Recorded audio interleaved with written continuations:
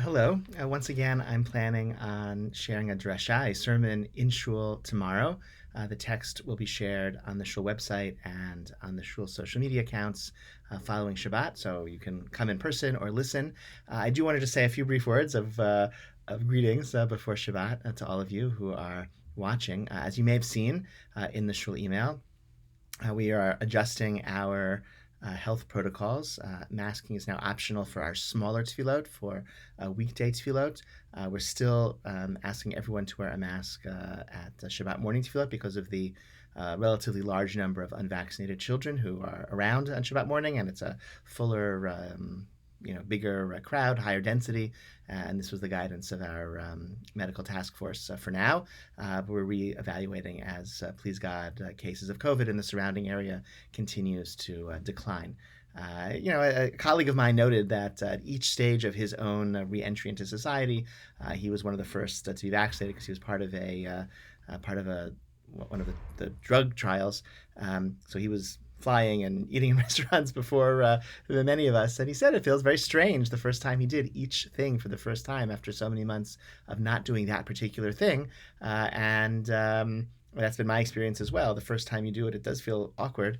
But that's, at some point that barrier has to be overcome. And his recommendation was just do it sooner as possible, right? It's going to feel awkward no matter when you come back to shul, no matter when you do X, Y, and Z. Eat an outdoor kiddush or host somebody for Shabbat meal in your home.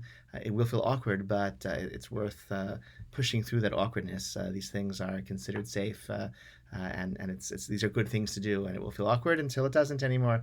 So my recommendation is, well, do it as soon as possible. And if you don't feel ready, obviously that's fine. And everyone has a very unique, their own unique situation, their own health profile, their own risk profile, their own risk tolerance, and you should make educated, appropriate choices for you, and that also has to be respected. I don't know, it may be a good idea, maybe helpful to kind of identify in advance what are the metrics that you're going to use to decide. For example, when you come back to shul, maybe it's the positivity rate in our region, which is, I think, around 3% now after being much, much higher a month or two ago. Maybe it's the rate of COVID per 100,000 residents of Chicago, which is hovering around 9 cases per 100,000. 5 will be a really great milestone when we break that number. Maybe it's 2, but whatever that number is for you. Have that conversation with a physician, have that conversation with your family, so you can kind of help prepare yourself to return to communal life.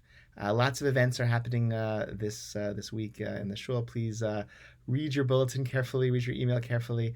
I want to draw your attention to 2 events in particular. On Sunday afternoon, we're hearing from Shmuel Shatach, who is CEO of Ne'emanei Torah Avodah, which is a very important organization, a small but very important organization in Israel, which is holding up the banner of classic religious Zionism and modern Orthodoxy. If you're looking for organizations in Israel that are promoting the form of Judaism that we celebrate at Anshe Shalom, Ne'emanei Torah Avodah is the organization that is championing the banner of our style of Judaism in Israel, so that's why he would always be a relevant person to hear from. But he also happens to live in Lod, in this one of the streets that was the epicenter of the violence and interest in fighting over the course of the war, the campaign, military campaign last week, and so he saw it firsthand. His street is really like an internal front line of Israel. So we're going to hear about what happened, about what is happening, about the community where he lives, about their hopes for the future,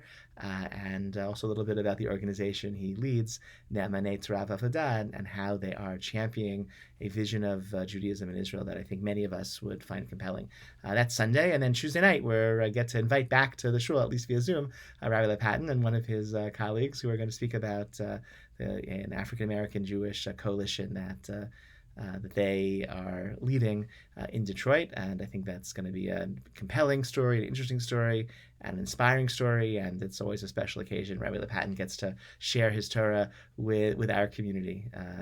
So I just, it's all in the bulletin. No, not telling you anything that you don't have other access to, but I want to encourage you to read the bulletin, and I want to draw emphasis to those pieces of information. So I hope to see many of you in shul. I hope to see others of you on some online convening in the coming days, and always looking forward to talking to you or hearing from you otherwise. All right, take care.